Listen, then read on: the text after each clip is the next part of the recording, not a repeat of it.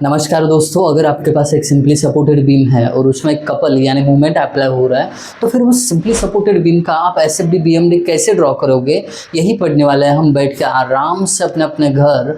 और आपके साथ रहेंगे आपके अपने अविनाश सर। तो देर किस बात की, फटाफट शुरू कर देते हैं आज का लेक्चर। जी हाँ, जिस सिंपली सपोर्टेड बीम की बात कर रहा हूँ आपको यहाँ पे बोर्ड पे दिख रहा होगा, इसमें एक इंक्लाइन फोर्स भी लग रहा है, एक कपल भी दिखाई दे रहा है। तो ये सम का एकदम प्रॉपर तरीके से एसएफडी बीएमडी बहुत आसान तरीके से आपको समझेगा ऐसा ड्रॉ करके आज हम बताने वाले हैं। तो ये गारंटी मेरी तरफ से आपको है कि आप पूरा न्यूमेरिकल अच्छे तरीके से समझ जाओगे। बस आपकी तरफ से एक गारंटी होनी चाहिए। सर अभी तक चैनल को सब्सक्राइब नहीं कर पाए थे, लेकिन ये अच्छा मौका है, विदाउट एनी कॉस्ट आप अच्छे तरीके से चैनल को सब्सक्राइब भी कर सकते हैं और दोस्तों के साथ शेयर भी कर सकते हैं। दोनों चीज़ें करोगे इसी भरोसे के साथ। शुरू कर देते हैं ये एसएफडी बीएमडी का न्यूमेरिकल।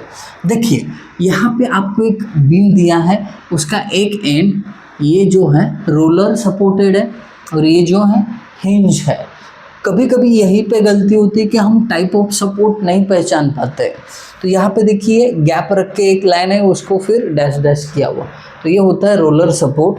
और ये जो है इसको बोलते हैं हिंज सपोर्ट। अब रोलर सपोर्ट की खासियत क्या है, उसकी जगह पे एक ही अपवर्ड रिएक्शन आएगा, बट हिंज सपोर्ट का क्या है, एक अपवर्ड और एक हॉरिजॉन्टल क्या होगी रिएक्शन आएगी।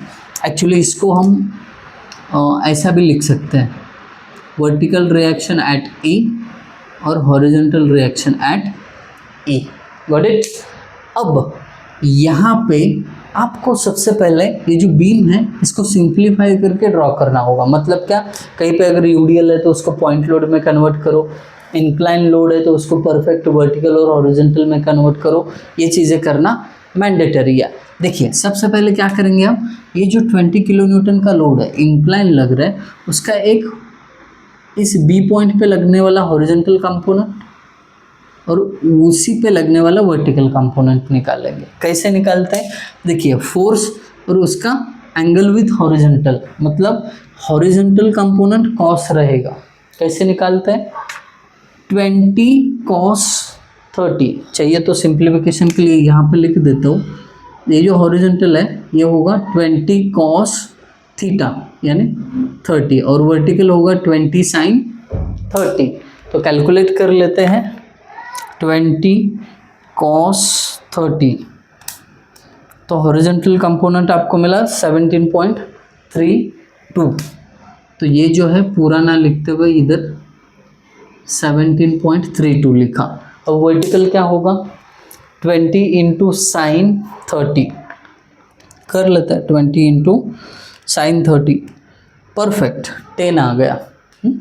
ठीक है, 10 किलो न्यूटन इसका सॉर्टेड हो गया। अब देखिए ये जो यूडीएल है इसका आपको क्या करना है, पॉइंट लोड कन्वर्जन। बट यहाँ पे यूडीएल कितने का दिया है वो देखते हैं। सबसे पहले 5 किलो न्यूटन पर मीटर का है, 5 किलो न्यूटन पर मीटर का। एक्चुअली इसको रेड पेन से लिखना चाहिए।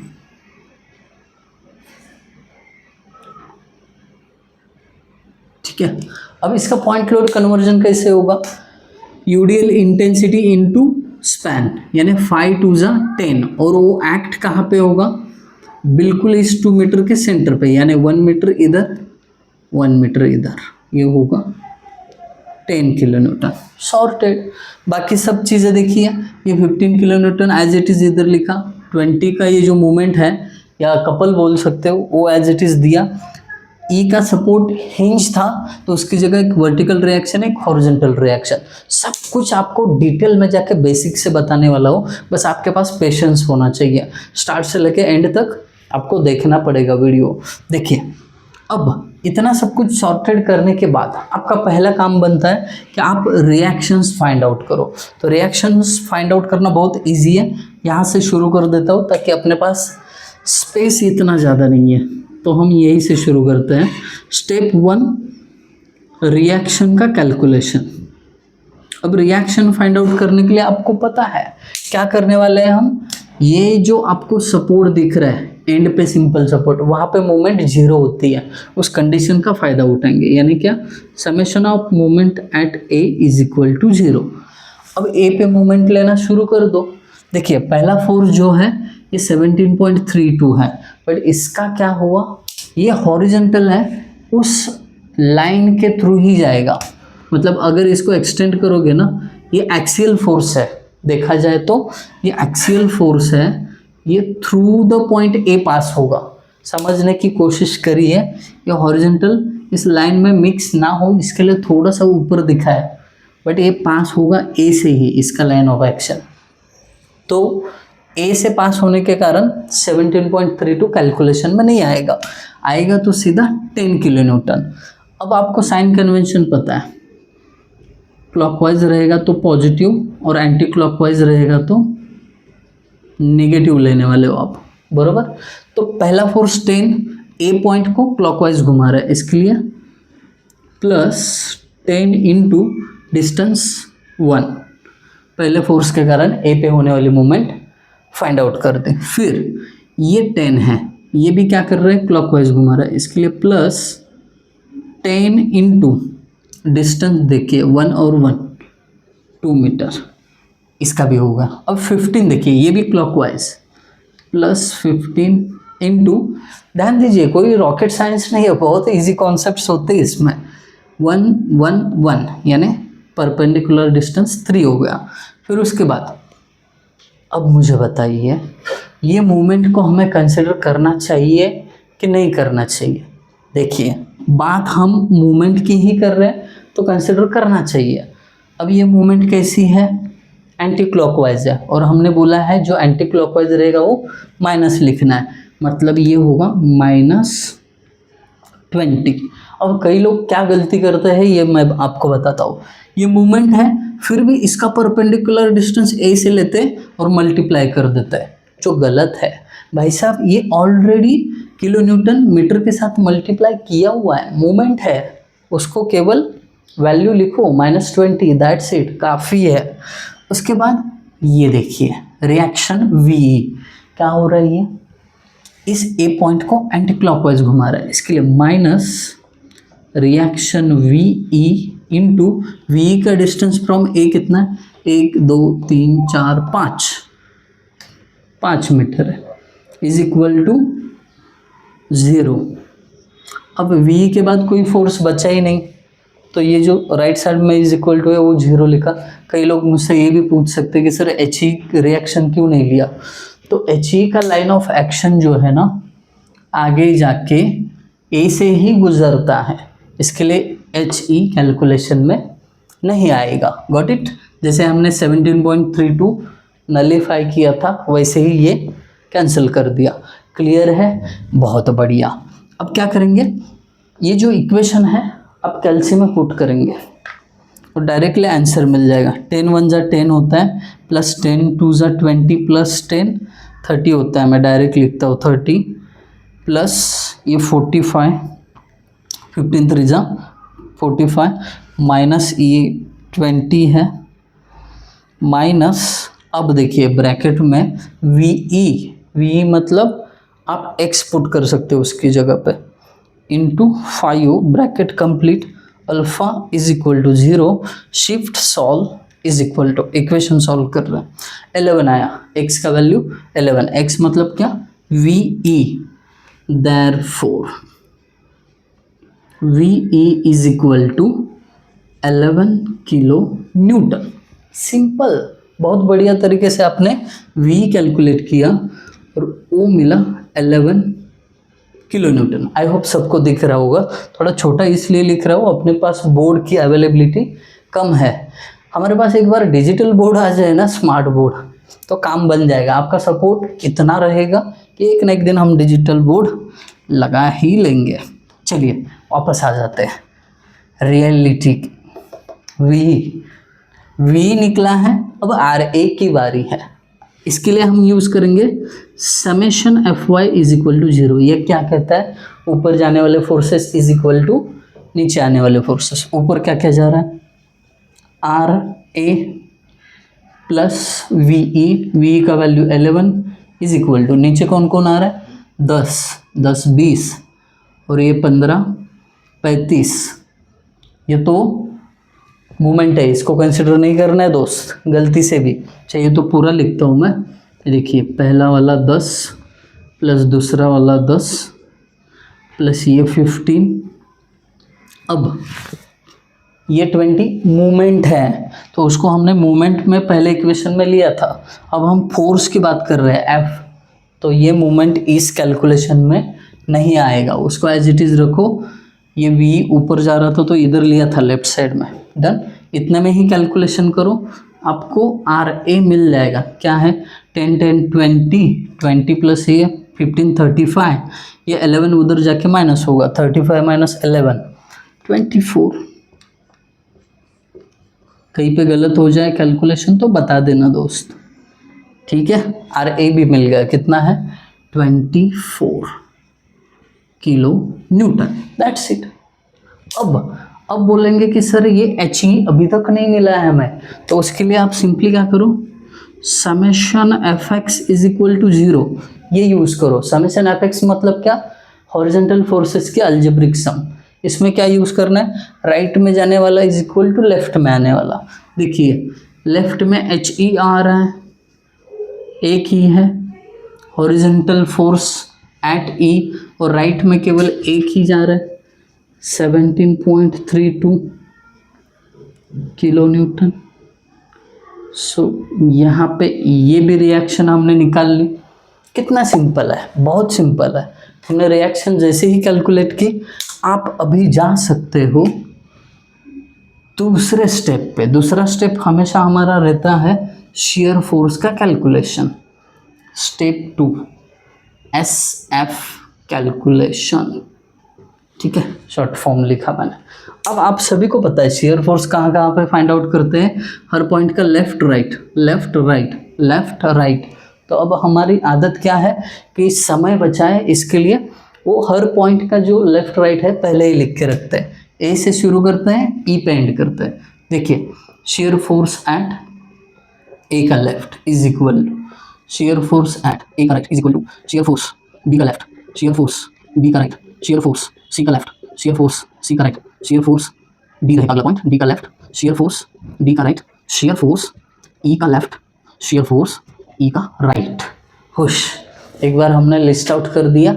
अब देखिए shear force calculation is nothing but the beam पे चलना होता है, ठीक है। और एक बात स्पष्ट कर देता हूँ कि शियर फोर्स के कैलकुलेशन में केवल वर्टिकल फोर्सेस ही आने वाले हैं।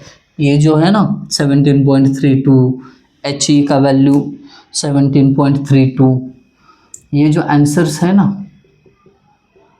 ये एक्सियल फोर्स के कैलकुलेशन में आते हैं, तो इनका अभी कोई लेना देना नहीं है। शेयर फोर्स में केवल वर्टिकल फोर्सेस लेना है। देखिए शुरुआत जर्नी हमारी ए के लेफ्ट से शुरू होगी और ए के राइट पे ख़त्म होगी। ए के लेफ्ट में बीम का कोई पोर्शन नहीं है, क्या करना 0 किलो न्यूटन लिख लेना।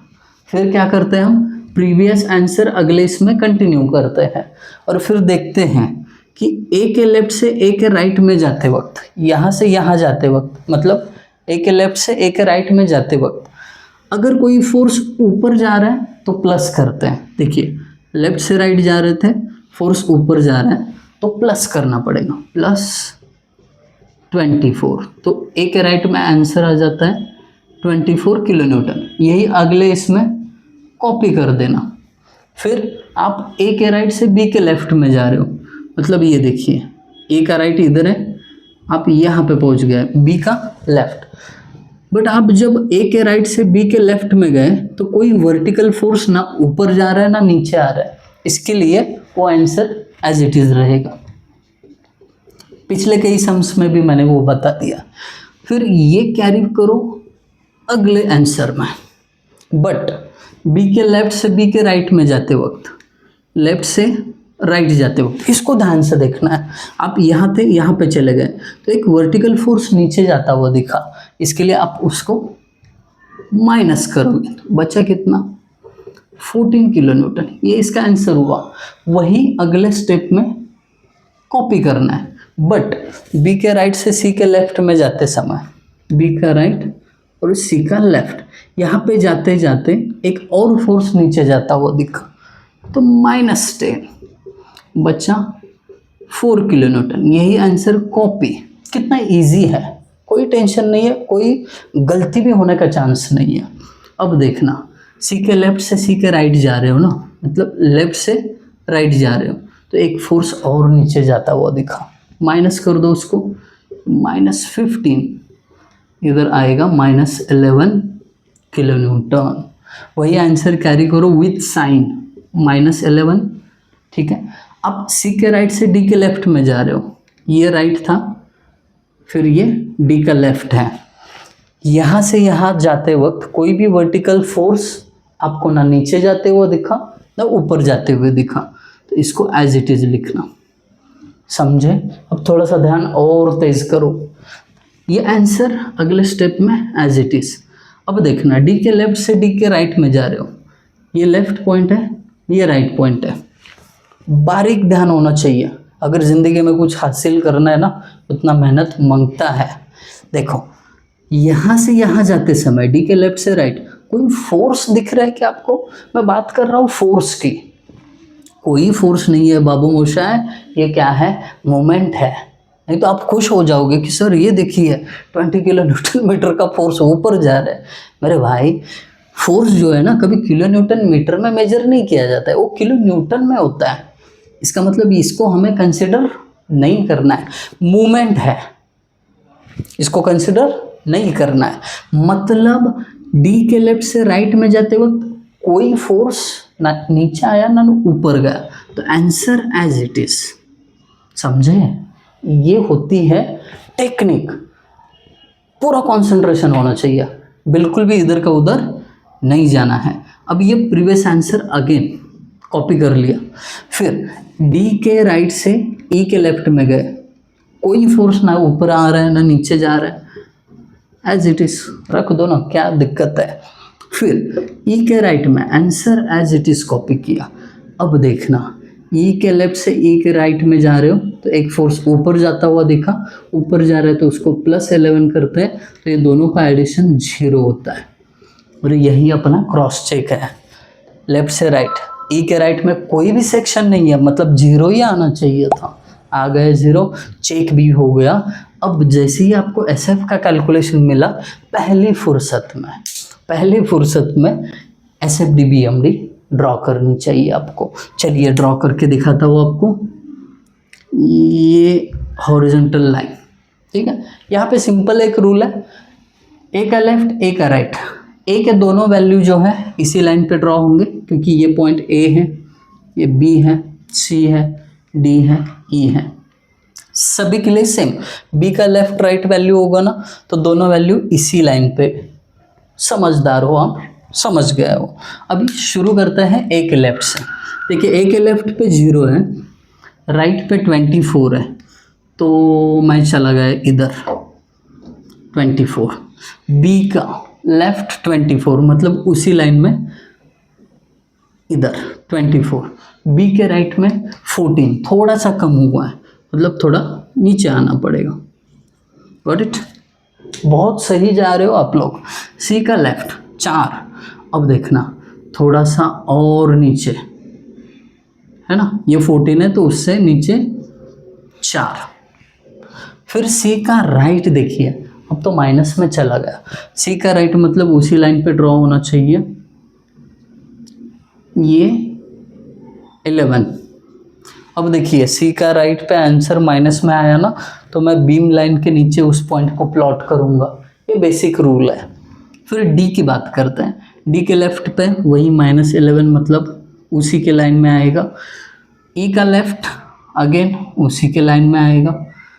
ई का राइट 0 है ना। डी का लेफ्ट राइट, हाँ एक बात शायद आपने मिस की यहाँ पे, डी का लेफ्ट और राइट दोनों का आंसर सेम है, तो डी का वही पॉइंट आएगा 2 बार, है ना, वहीं पे रहेगा वो।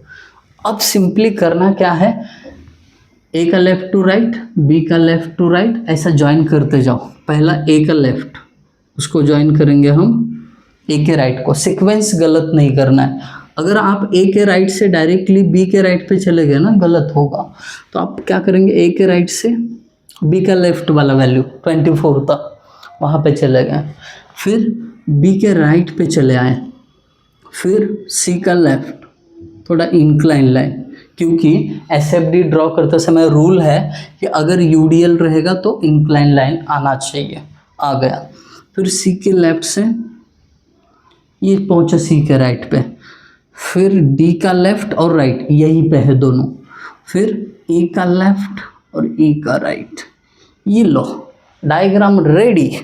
ये अपना ऊपर वाला पोर्शन प्लस, नीचे वाला माइनस। क्या है रे, हलवा न्यूमेरिकल है ये, बस हमें सॉर्टेड रहना है, कॉन्सेंट्रेशन नहीं हिलने देना है। तो एसएफडी ड्रॉ हो गई। अभी हमारा अगला टारगेट है बीएमडी। स्टेप नंबर 3 पे लेके चलता हूँ आपको। Bending moment calculation. अब देखिए यहाँ पे भी थोड़ी मज़ेदार बात होने वाली है। अब बेंडिंग मोमेंट कैलकुलेशन जब भी आप सॉल्व कर रहे हो ना, तो आपको यूनिट्स या साइन कन्वेंशन पता होना चाहिए। अगर कोई फोर्स ऊपर जा रहा है उसके कारण होने वाली मूवमेंट प्लस होनी चाहिए, चाहे आप लेफ्ट कंसिडर करो या राइट। अगर नीचे जाने वाला फोर्स हो तो उसका माइनस। ये साइन कन्वेंशन पक्के होने चाहिए तो उधर लिख सकते हो। देखना अभी ए और ई दोनों एंड पॉइंट है सिंपली सपोर्टेड बीम के, तो सिंपली सपोर्टेड बीम के एंड पॉइंट पे मूवमेंट हमेशा 0 रहती है। डन, ए और ई का तो खत्म हुआ काम। अब बी, सी और डी पे मूवमेंट निकाल लिया। सबसे पहले हम बी पे निकाल लेते हैं। मूवमेंट एट बी, सबसे सिंपल रूल कभी भूलना मत। अगर बी पे आप मूवमेंट निकाल रहे हो, या तो उसका लेफ्ट साइड कंसिडर करो, नहीं तो राइट साइड। देखिए साइड कंसिडर करते समय कम फोर्सेस वाला करना, ठीक है। लेफ्ट साइड की बात करें तो केवल एक ही वर्टिकल फोर्स है, ये जो 17.32 है वो तो उसी पॉइंट से पास हो रहा है, तो उससे मूवमेंट जनरेट नहीं होगी। 10 भी उसी से पास हो रहा है, तो उससे भी मूवमेंट जनरेट नहीं होगी। बचा केवल आर ए, ये ऊपर जा रहा है और ऊपर जाते हुए फोर्स के कारण जो मूवमेंट जनरेट होगी वो प्लस में होगी, इसलिए movement at B will be plus. R A 24 है और इस आर ए का डिस्टेंस फ्रॉम बी, अब बी से ही डिस्टेंस क्यों लेना है, क्योंकि मूवमेंट भाई साहब आप बी पे ले रहे हो ना, इसके लिए 1 हो गया प्लस 24 किलो न्यूटन मीटर। अब चलते हैं अगले पॉइंट पे, मूवमेंट एट सी। अब देखना यहाँ पे है सी पॉइंट। अगर सी की बात करें तो आप या तो लेफ्ट कंसिडर कर सकते हो, नहीं तो राइट। अब देखना इधर मज़ेदार बात ऐसी है कि यहाँ पे ये लेफ्ट साइड में 1 2 3 फोर्सेस है, और राइट साइड की बात करें तो एक मूवमेंट है और दूसरा एक फोर्स है। तो कभी कभी बच्चों को इस मूवमेंट का डर लगता है, तो क्या करते हैं, लेफ्ट साइड कंसिडर करते हैं कि भाई सब इसका साइन कन्वेंशन क्या होगा। तो क्या करते हैं, पहले मैं 2 तरीके से बता देने वाला हूँ। सी का लेफ्ट कंसिडर करके एक बार और सी का राइट कंसिडर करके एक बार। देखो पहले लेफ्ट से, पहला फोर्स आर ए, ये क्या हो रहा है, ऊपर जा रहा है, इसके लिए प्लस 24 इंटू आर ए का डिस्टेंस फ्रॉम सी कितना है, 1 2 3। Got it. पहले फोर्स के कारण सी पे होने वाली मूवमेंट निकाल दी। दूसरा फोर्स 10 किलो न्यूटन। अब सी पे ये नीचे जा रहा है, मतलब माइनस होगा, -10 इंटू सी से डिस्टेंस 2। क्लियर है, परफेक्ट। फिर उसके बाद ये भी 10 की बात करें, ये भी नीचे जा रहा है, इसके लिए -10 इंटू इस 10 का डिस्टेंस फ्रॉम सी 1 है, और ये 15 तो सी पॉइंट से पास हो रहा है, इसके लिए उसका कोई इफेक्ट नहीं होगा। तो इसका कैलकुलेशन अगर हम करें 72 माइनस 30 डायरेक्टली, ठीक है, आप कैलकुलेशन कर लेना। 72 माइनस 30 मतलब 42 किलो न्यूटन मीटर आएगा। Got it. अब इसी के लिए आप और करके मतलब दोनों ऑप्शन में है, या तो लेफ्ट कंसिडर करो या तो राइट, या पहला लेफ्ट कंसिडर करके आया, अभी राइट कंसिडर करके बता देता हूँ। देखिए सी का राइट कंसिडर किया, पहला फोर्स वी ई ये ऊपर जा रहा है, इसके कारण होने वाले मूवमेंट प्लस फोर्स कितना है 11 इंटू 11 का डिस्टेंस फ्रॉम सी 2 है। ओके, आई बात समझ में? डन। अब देखिए सी के राइट में ये दूसरा कैलकुलेशन है, क्या है? मूवमेंट है, बट ये जो मूवमेंट है क्या कर रही है, इस बीम को ऊपर की तरफ पुश कर रही है। देख रहे हो इस साइड से, अगर आप देखोगे सी के राइट में कोई भी चीज़ अगर बीम को ऊपर पुश कर रही है, जैसे ये फोर्स ऊपर पुश कर रहा था तो हमने प्लस लिया, अब ये मूवमेंट भी क्या कर रही है, बीम को ऊपर की तरफ पुश कर रही है, इसके लिए इसको भी ऐड करना। ये बात दिमाग में अच्छी तरीके से डाल लो, ठीक है? तो क्या होगा 11 2 ज़ा 22 प्लस 20 मतलब 42 किलो न्यूटन मीटर। ये मूवमेंट वाला मसला आपको क्लियर हुआ? अगर बीम को ये मूवमेंट ऊपर की तरफ पुश कर रही है तो प्लस लेना। साइन कन्वेंशन हर बुक में हर वीडियो में आपको अलग मिलेगा, बट सबसे ईजीएस्ट वन जो मुझे लगा, आई फील कि आपको भी वो इजी लगेगा, जो बीम को ऊपर पुश करेगा चाहे वो मूवमेंट हो या फोर्स हो, डायरेक्टली क्या करना है उसको प्लस लेना है। तो ये मूवमेंट क्या कर रही है, बीम को ऊपर पुश कर रही है, इसके लिए क्या किया हमने, इसको प्लस लिया। या फिर anti clockwise movement directly plus लेनी है, ऐसा भी सोच सकते हो, ठीक है? कपल में अगर एंटी क्लॉकवाइज रहेगा तो डायरेक्टली प्लस करना है, ठीक है? और ये नहीं चाहिए मसला तो ये आपने लेफ्ट साइड कंसिडर करके निकाला ही है, तो ये दोनों का आंसर सेम ही आया, तो आपको क्लियर हो गया होगा ये। Got it? अब आखिरी पॉइंट बचता है D, movement at D. But देखिए दोस्तों यहाँ पे कपल दे के रखा है, इसके लिए आपको मूवमेंट एट जस्ट डी के लेफ्ट में पहले निकालना होगा और फिर डी के राइट में। जस्ट डी के लेफ्ट में मतलब इधर मूवमेंट निकालना है आपको।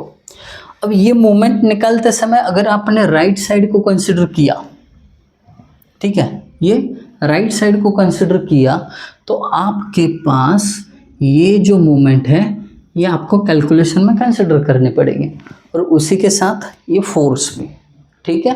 अब डी का लेफ्ट यानी इस पॉइंट पे, और पोर्शन कौन सा कंसिडर कर रहा है, राइट साइड वाला। तो कैलकुलेशन क्या होगा, देखो पहला ये मूवमेंट निपटा देते हैं। ये बीम को ऊपर की तरफ पुश कर रही है तो इसको +20, या फिर एंटी क्लॉकवाइज कपल है इसके लिए +20, कुछ भी आपको सही लगे वो यहाँ पे कंसिडर करिए। एंटी क्लॉकवाइज बोलना है बोल दीजिए, क्योंकि इस पॉइंट को अगर देखा जाए तो ये एंटी क्लॉकवाइज ही है, इसके लिए इसको प्लस लिया। अब देखिए ये फोर्स ये भी ऊपर जा रहा है, इस पॉइंट को एंटी क्लॉकवाइज ही घुमा रहा है, बट हमारा साइन कन्वेंशन हमने ऐसा लिया है कि ऊपर की तरफ अगर जा रहा है फोर्स तो प्लस लेना है। तो ये प्लस फोर्स कितना है 11 इंटू इस फोर्स का डिस्टेंस फ्रॉम डी 1। अब कई लोग सोचते हैं कि सर डी के लेफ्ट में है, डिस्टेंस 1 कैसा ज़्यादा होना चाहिए, वो जस्ट लेफ्ट है, ये बात दिमाग में पक्की कर लो, ठीक है? 11 1 जा 11 प्लस 20 31 किलो न्यूटन मीटर। अब मूवमेंट एट डी का जस्ट राइट मतलब अभी यहाँ पे पहुँच गए आप, है ना? समझ गए? यहाँ पे पहुँच गए। अब यहाँ पे पहुँचकर आप ऐसा राइट साइड में देखोगे इस पॉइंट से, तो ये आपका ना मूवमेंट वाला पॉइंट पीछे रह जाएगा, तो वो कैलकुलेशन में नहीं आएगा। यहाँ पे बहुत सारे लोग जंबल हो जाते हैं कि सर यहाँ पे कैसे करना है। अभी डी के राइट में समझो ये आपका डी पॉइंट है, रेड डॉट, तो इधर वाला लेफ्ट साइड है डी का जो अभी हमने कैलकुलेट किया, और ये राइट साइड का ब्लू डॉट है वो डी का राइट है। तो इधर से आप इधर देखोगे राइट साइड में तो ये आपका रेड डॉट नहीं आता है कैलकुलेशन में। तो डी के राइट में बस आपको एक फोर्स वी आएगा, वो भी ऊपर जा रहा है, इसके लिए प्लस 11 इंटू 1, तो इसका मूवमेंट आएगा 11 किलो न्यूटन मीटर। जहाँ तक मुझे पता है सबसे ज़्यादा बच्चों का कन्फ्यूजन यहीं पे होता है, डी का लेफ्ट में क्या क्या आएगा और डी के राइट में क्या क्या आएगा। सो आई गेस आपको ये क्लियर हुआ होगा, अदरवाइज फिर अगला एक न्यूमेरिकल इस पे ही लेने वाले हैं हम, तो उसमें भी पूरे डाउट्स क्लियर होने का पूरा आसार है। तो मूवमेंट सारे निकाल लिए, तो अब आप क्या करेंगे, यहाँ पे बेंडिंग मूवमेंट डायग्राम ड्रॉ करने वाला है। बट उससे पहले यहाँ पे थोड़ा स्पेस कम पड़ रहा है, इसके लिए मैं रिएक्शन को हटा देता हूँ इधर से।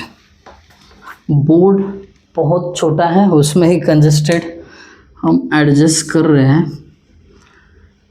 बट ठीक है जी। जान लगा कि जितना मेरे से पॉसिबल है उतना डेप्थ में जाके मैंने ये यहाँ के मोमेंट्स बता दिए हैं। बाकी आपका भी थोड़ा सा डेडिकेशन रहेगा ना, समझ जाओगे, पूरा भरोसा है मुझे। A B C D E, अभी देखिए बेंडिंग मोमेंट के पॉइंट्स क्या करेंगे, मार्क करेंगे। ए और ई पे तो 0 है, ओके, ये देखो 0 0 पे मार्क किया मैंने बीम लाइन पे। अब देखना बी पे मोमेंट 24 है, यहाँ पे बी है, ये 24, चलिए यहाँ पे मान लेते हैं ये 24 है, डन।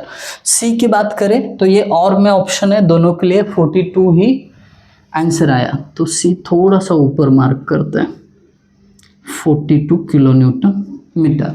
डी की बात करें तो लेफ्ट में 31, राइट में 11, तो डी के ही लाइन पे 31, ये 31, 42 और 24 इनके बीच में होना चाहिए तो 24 थोड़ा सा और नीचे लेते हैं ताकि समझ में आए कि ये दोनों के बीच में 31 और डी के राइट में 11 है ना, ये 11 kilonewton metre. Got it, सब पॉइंट ड्रॉ हो गए, अभी बस ज्वाइन करना है। देखना ये ज्वाइन करते समय याद रखना, जहाँ जहाँ पे पॉइंट लोड है वहाँ पे सीधा ज्वाइन करना, ये स्ट्रेट लाइन है, ठीक है, स्ट्रेट लाइन है। ए बी पोर्शन पे केवल पॉइंट लोड है, बट बी सी पोर्शन की बात करें तो यूडीएल है, तो यूडीएल के लिए ना ऐसा पैराबोलिक कर्व, ठीक है, पैराबोलिक कर्व चाहिए तो इधर पी ऐसा बोल देना, इसका मतलब होता है पैराबोलिक कर्व है। फिर उसके बाद सी डी पोर्शन पे पॉइंट लोड किया तो ये सीधा ज्वाइन होगा, ठीक है, याद रखना। पहले ये डी के लेफ्ट को यानी 31 पे और फिर नीचे जाएगा 11 पे और फिर ये एंड में इस पे। तो ये हो गया आपका बेंडिंग मोमेंट डायग्राम और ये था आपका एसएफटी। तो दोनों चीज़ें बहुत मेहनत के साथ हमने अच्छी तरीके से और सक्सेसफुली ड्रॉ कर ली है। अगर आपको ये वीडियो अच्छा लगा कमेंट करिए, और अच्छा लगा तो नीचे सुपर थैंक्स का बटन है, ज़रूर आप सुपर थैंक्स बोल सकते हो। Thank you guys for watching video, thank you so much.